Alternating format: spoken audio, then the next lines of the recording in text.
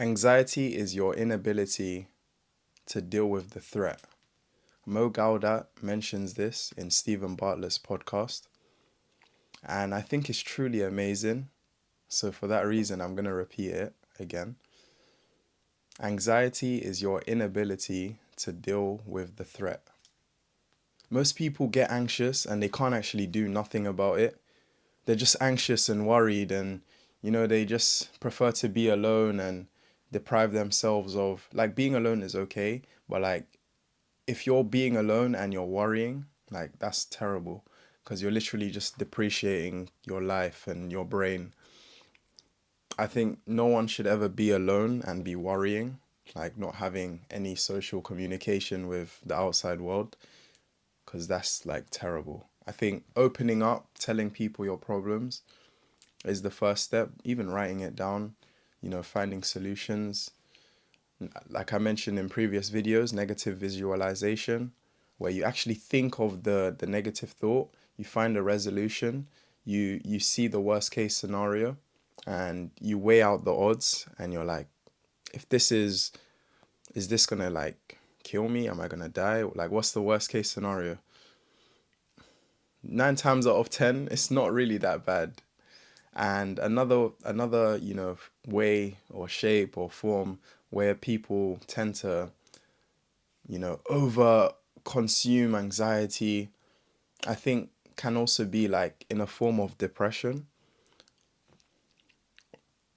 I think if you obsess like about a negative thing, of course, like when you go to approach, or like let's say you have like stage fright, and you need to perform in front of a crowd, I don't know, in like a couple weeks, but you keep obsessing about how you're gonna feel, how people are gonna look at you and stuff like that, like, but in a very like negative way.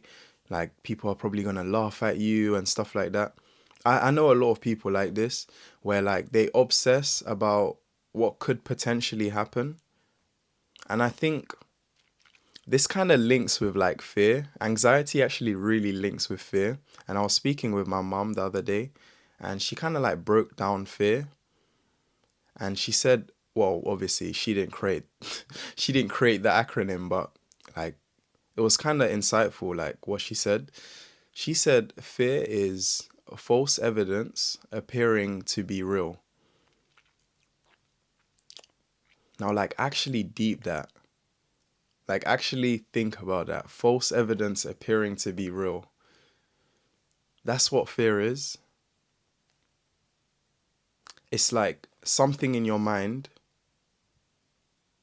appears to be, like a real thing, like a monster, whatever. Whatever you're afraid of, clowns, whatever you're afraid of, it appears to be real, but it's just false evidence. Like, it's not real. It's just in your mind. So going back to like this type of person that needs to perform in front of a crowd and stuff like that, it's all in your thoughts. If you could literally just manage your thoughts, and I just really wish I could just go there, like into your room right now, and just be like, hey, I'm just gonna copy and paste what I've learned, just so you can like get rid of this anxiety. But I can't do that. Like, you actually have to put in the actions. You have to put in the thoughts into your brain. You have to, you know, stop like seeing it like, oh, if I do this thing, I'm gonna die. Like you're not going to die. Like, you're not gonna die performing in front of a crowd. You're not going to have an accident or like something majorly bad happen to you just because you're thinking of something negative. Like, no one's gonna beat you up for wanting to make friends. Like, no one, genuinely, most people's problems, like, from what I've learned, most people's problems are all in their head. Everything is in their head. I think if most people could just take two actionable steps, And these two actionable steps, I truly do believe will like literally change your life. You like what is anxiety if you do these two steps? And the thing is, the problem is with today's society, 90% of people, even though I'm telling you literally how to fix the issue, they still won't do it. They're like, "Oh, I'm never going to do that." I have friends, I have, you know, what's the word? Acquaintances. I have people I've met, random strangers, and they all say the same thing. They're always like, I have this issue, I have this problem, and then I listen, as I always do, and then I give them a solution to that problem, and they're like, nah, I'm not that type of person to do that. Nah, I can't do that. Like, oh, nah. I'd rather do something else. Like, I'd rather put myself in more pain than fix the solution. Like, that's literally what it sounds like to me. It's like they're just saying, I'd rather put myself in more pain. I'd rather kill myself faster than like fix the solution to my problem. Isn't that baffling? That people would rather be in a worse, like they're already in a bad situation, they'd rather be in a worse situation than fix the situation. It's kind of like, let's say you have a bruise on your arm and you go to your doctor, your GP, whatever, and you tell them this is in excruciating pain.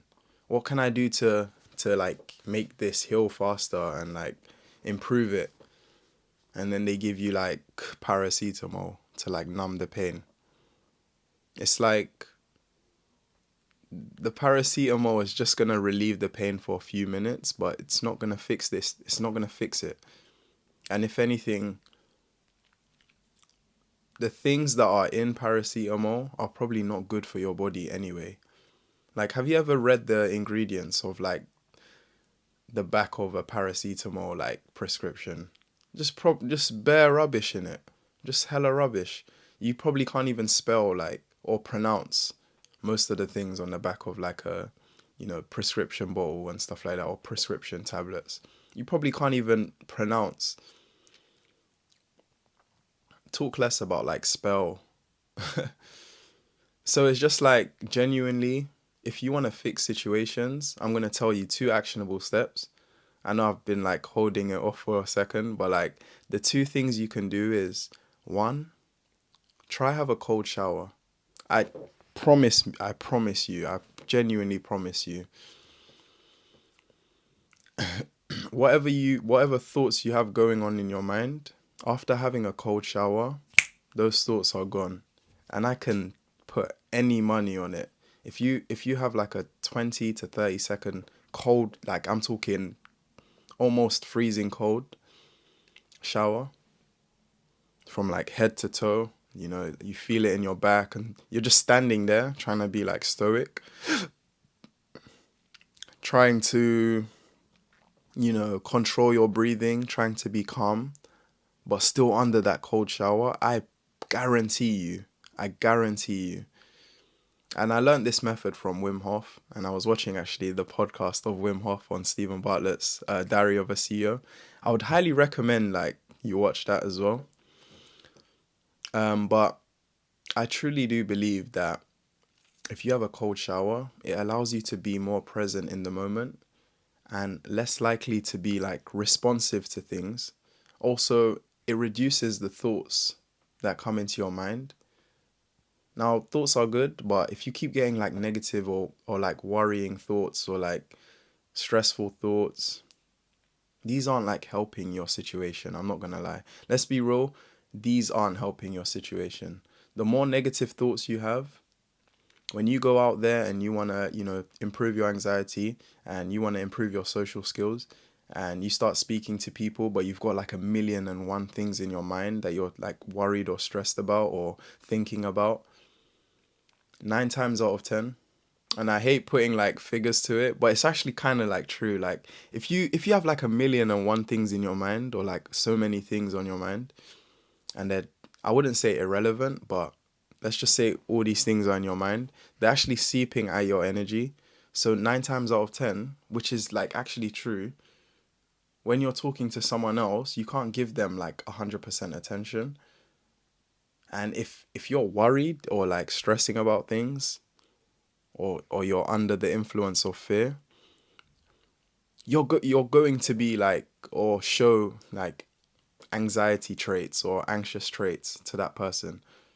That person's going to look at you, and the non-verbal communication cues that you show off to them, these things are going to be like, wow, yeah, this guy's like nervous. He's either nervous or anxious. And the sad part is, most people, when they're in conversations with people, they're not like actually trying to fix this person's problem. They don't even notice, oh yeah, this person's anxious, because they're probably anxious themselves. They probably got like 101 things on their mind as well. So the second thing, I think genuinely, I do truly believe that if people can practice breathing, consciously breathing, I'm not just talking like just let your body breathe subconsciously by itself. No. If you can breathe consciously, taking deep breaths, so filling your stomach, and then going even deeper with the inhale, so that your chest is getting filled with air. So I'll give you like a quick demonstration. So you breathe in. You can see how like you can't really see my belly come out, but you can see how my chest, like, I'm not saying my shoulders went up, but my chest, because your shoulders don't like, you're not like, you don't need to, your shoulders don't need to move. Like, if anything, it's just a contraction between your stomach, your diaphragm, and your chest. So as you can see, if I breathe in fully,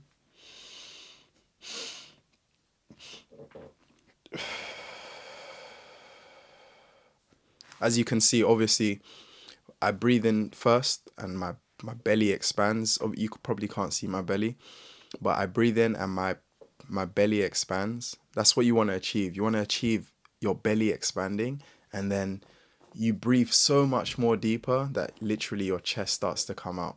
And for guys, I know this might sound a bit weird, but like when you're doing like actual deep breaths, you want to feel your testicles. Like, you want to just feel them.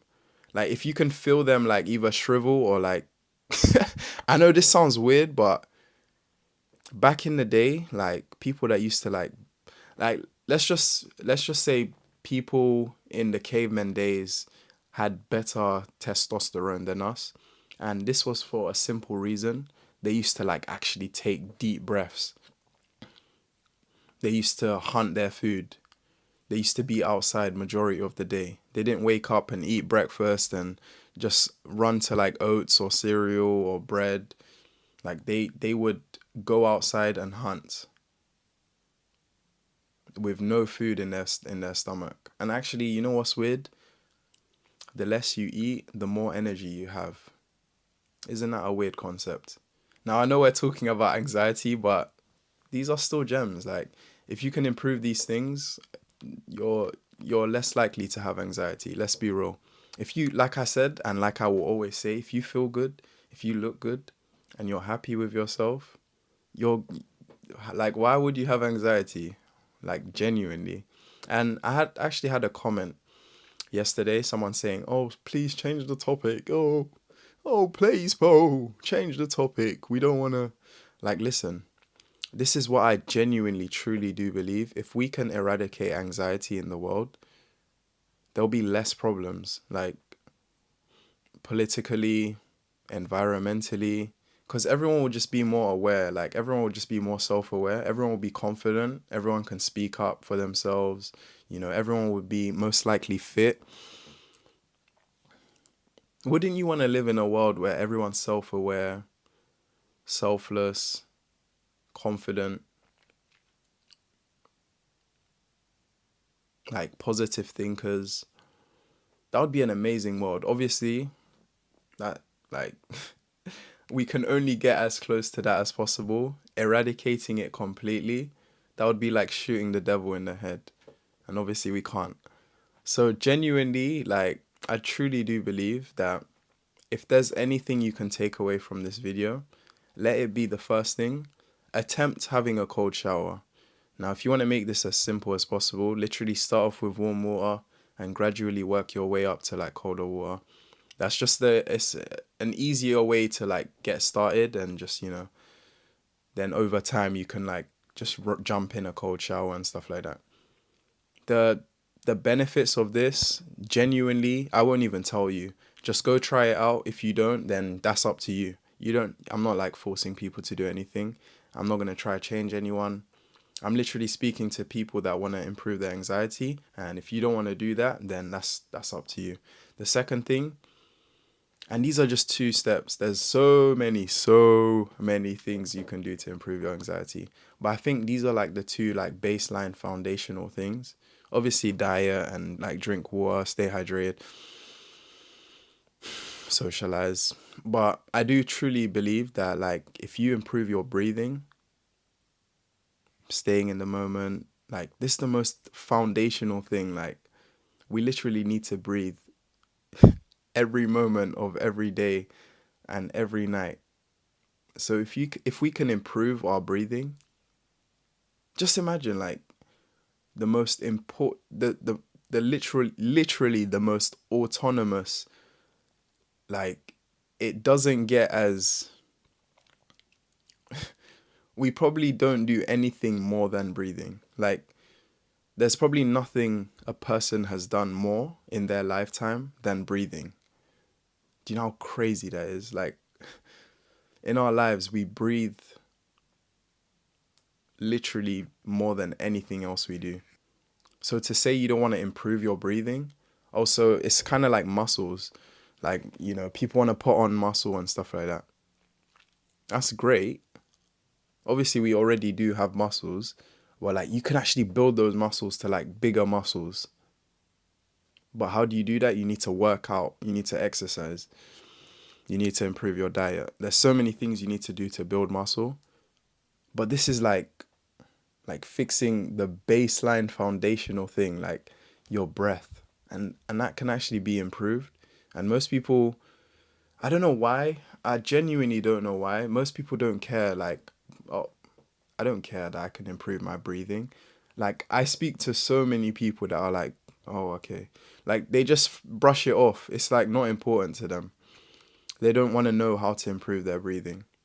Do you know how scary that is? And you can tell this person's in a stressed, like anxious state. You just want to help support them. It's not easy. It's like,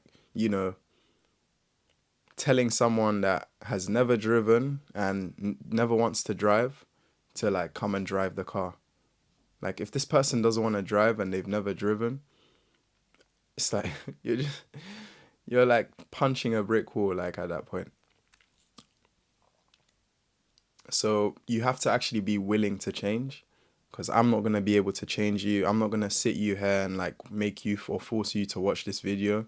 You chose to watch this video and I do appreciate it. And obviously, I do truly believe if you take these 2 actionable steps, this video has been so long, but I just really want it to like, I want you to sit here and like actually watch this video and be like, like actually listen to what I'm saying. I feel like if you can just sit here and just be focused in the present moment, like actually listening to this, like it will actually sink in, and then eventually you'll start doing these things. I think we learn the most when we teach other people. Definitely, I do truly believe that. It's great to learn something and to do it, but I think we learn the most when we actually teach someone how to do it. They get that fulfillment. They come to us with gratitude, and then they share that experience with other people. Like that's the greatest fulfillment in life. Like me making these videos, the reason why I keep repeating myself and talking about the same subject or topic, someone might not have watched my video yesterday. That same person might have watched this video today, and maybe they will never watch my videos again, or maybe they'll watch another video. And if I keep talking about different things, Am I truly like helping people in this particular thing? Imagine Microsoft like started making imagine they just closed down and they changed their product and they just started selling, kids toys like Toys R Us. Like imagine Microsoft literally just started selling like flashlights. They were like, you know what? We're stopping everything we do. We're just gonna start selling flashlights. You'll be like, yo, what like you'll go change like to the other company that's continuing the same thing. Imagine like Nike started selling like electronics and they were like, yeah, we're gonna stop selling clothing wear. You'll think, what the hell? Like you'll go to like Adidas and start buying Adidas products for your clothes or like trainers. So it's like I truly do believe that like everything I've been doing on YouTube has been wrong. And only recently I've realized that like, I have my Patreon and stuff like that. You can check it out. But on my Patreon, if I keep talking about different things, how can I truly help this one person that's going through this one situation? Like if I direct you to my Patreon and I'm talking about anxiety now, and you truly like have anxiety and you really want me to help you like fix this anxiety, if you go on my Patreon and I'm talking about like how to lose weight or like how to improve your diet, like just specifically that, like I talk nothing else, or like I just keep changing the topic. Let's say I'm now just talking about like nofap or how to build a website, how to make money. Like you'll just be thinking, yo, how's this helping me to fix anxiety? This ain't helping me. But now if you came on my website, Patreon, and you already know like I've made like 100 videos on YouTube about anxiety. If you come on my Patreon and like everything I'm talking about is linked to anxiety or how to improve anxiety, you're more likely to like buy my course on anxiety or to get one-on-one coaching, because I've just built that trust on that one specific thing, that niche. So I want to inspire you. If you have like, and I know this is kind of off topic, if you have something that you truly are passionate about or you want to help people with, literally make a product around that thing and just, make videos talking about the product and stop like changing the topic or the category. Like look at Andrew Huberman. You probably don't know who he is. He's a Harvard professor and he makes videos on like YouTube, Huberman Lab, and like it's so consistent. He literally only talks about like health.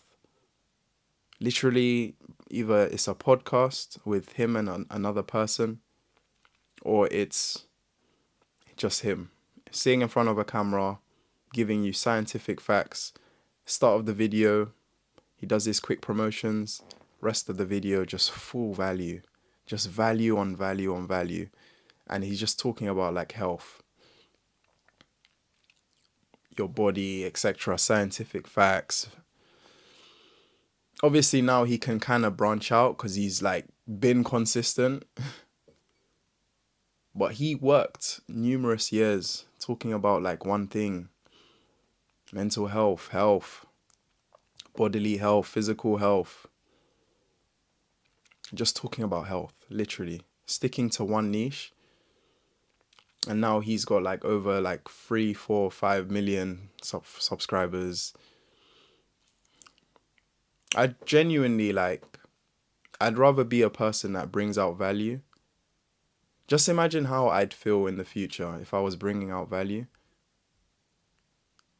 Would I be anxious knowing my entire YouTube career I've just been talking about my personal life and my personal struggles and, personal this, personal that, and I've actually not helped anyone? Or let's just say I've been doing like, public entertainment videos, just everything entertainment and comedy and just laughing, laughing, laughing.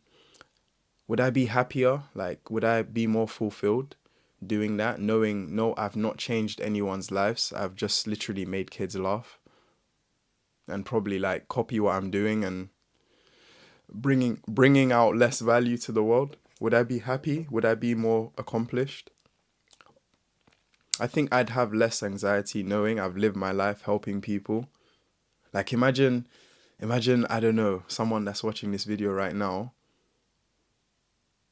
comes on my Patreon and they get like a one-on-one coaching with me and I manage to help them. And I ask them, what do you want me to help you with? What sorts of problems do you face? What sorts of videos do you want me to make about this? What sorts of accountability would you like? Etc. etc. And I give them the best like customer service possible. They're gonna spread that word. And if I fix that situation for them, well, if I fix the situation first, they're going to be grateful and they're going to come to me and, thank you so much. This has been such a wonderful experience. Most likely they'll probably be a Patreon for like lifetime now. They'll probably share it with their friends now. And I'll have more like valued customers. As opposed to if I just made a video now and I just like, spent £100,000 on like ads.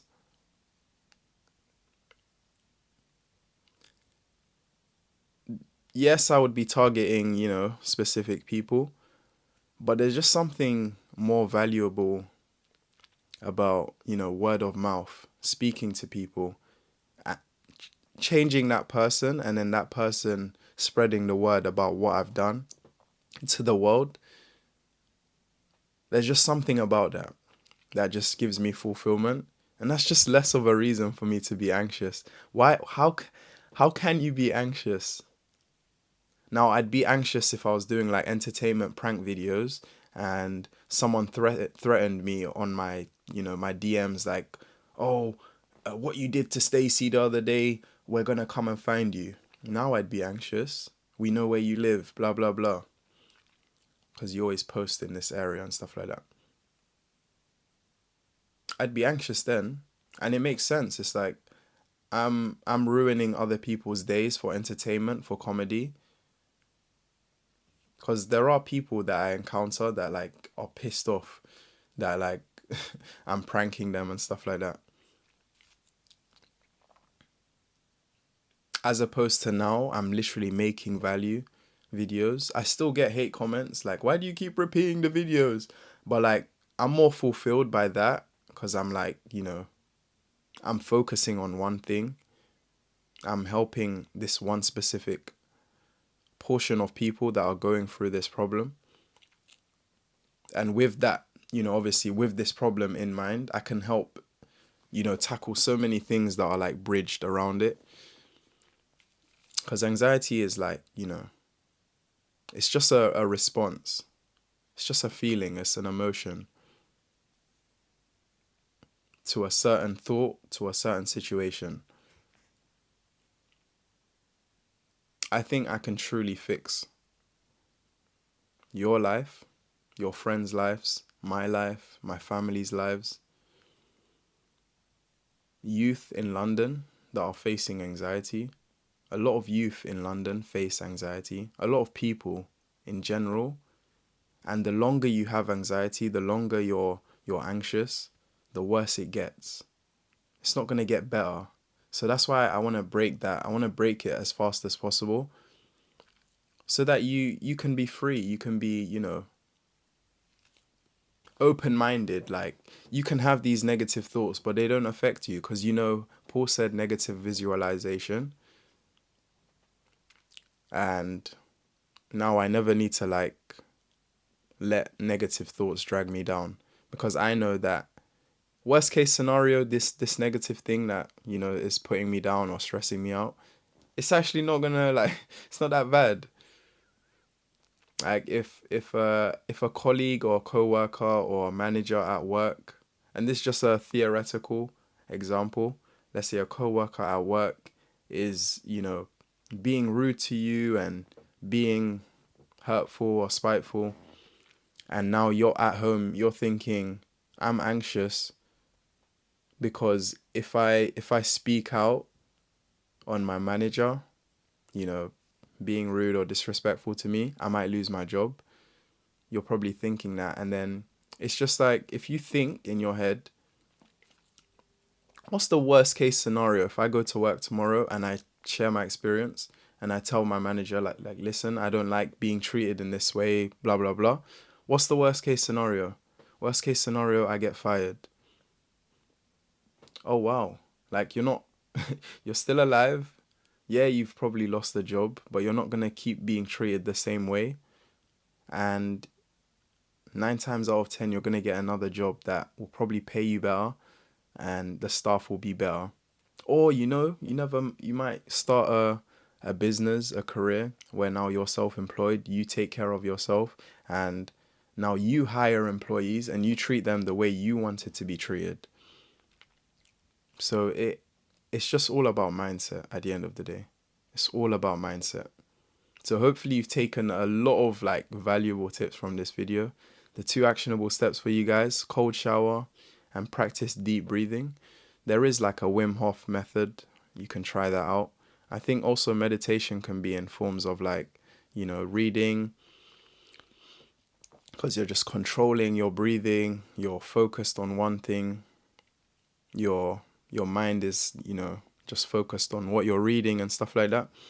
But like obviously like actually like doing breath work, like focusing, improving your breaths, like taking a deep breath in through your nose and then pulling it all out through your mouth, and then doing it again and again and again, and then taking like a pause after you exhale for like a minute. Literally just don't breathe for like a minute. Don't breathe in or out. And then just keep repeating that process. I think Wim Hof, literally WIMHOF. Wim Hof has like a great, 10-minute meditation where he like practices this, and like you feel lightheaded, you feel good, like so much more clarity and stuff like that. So it's amazing. But genuinely, hopefully someone has found some value in this video. Make sure you check out my Patreon. I'll put the link in the description. And if you want to do like one-on-one consultations, just message me on either just, DM me on Instagram. However you want to do it, be a Patreon, send me a message. I'm willing to help. Like I will solve your problem.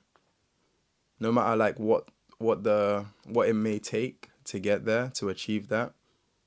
But I do truly believe like if I can help this person to do this thing, if I overcome their anxiety, then I'd be able to like help more people, but in like a better way.